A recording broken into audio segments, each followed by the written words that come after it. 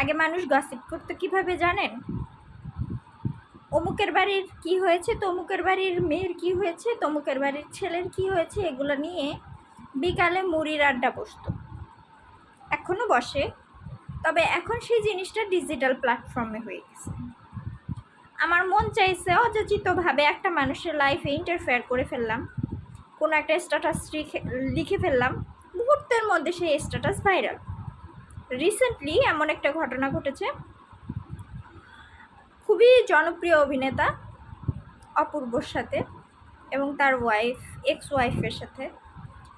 অপূর্ব হচ্ছে তার ছেলেকে আইসা জড়ায় ধরছে, ছেলে ইমোশনাল হয়ে কান্না করে দিছে।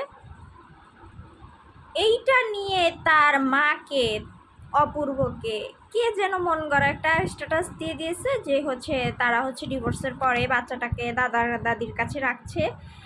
এই স্ট্যাটাস নিয়ে কি পরিমাণ যে তুলোধনা হইল সোশ্যাল মিডিয়ার মধ্যে।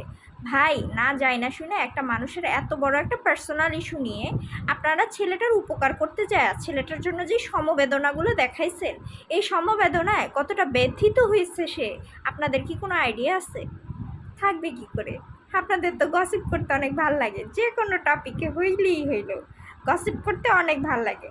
ডিজিটাল প্ল্যাটফর্মে গসিপকে নিয়ে আসছেন খুব সুন্দরভাবে, একটা স্ট্যাটাস দিয়ে দিচ্ছেন, মন চাইলেই ভাইরাল হওয়ার নেশা। আপনারা যে মানুষের কত বড় ক্ষতি করছেন এক একজন, আপনাদের কি কোনো আইডিয়া আছে? এই যে এখন তার ওয়াইফকে এসে আপনাদের কাছে বলতে হচ্ছে মিডিয়ার সামনে এসে যে আসলে তার সাথেই তার ছেলে থাকে, কোনো মানে সুখ দুঃখের তার কোনো অবকাশ নেই, তার মানে এত ক্লারিফাই আপনাদেরকে কেন দিতে হবে ভাই?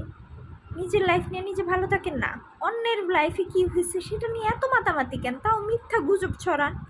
গুজব বন্ধ করেন, সোশ্যাল মিডিয়াটাকে ভালো প্ল্যাটফর্ম থাকতে দেন, ভালো কিছু ছড়ান।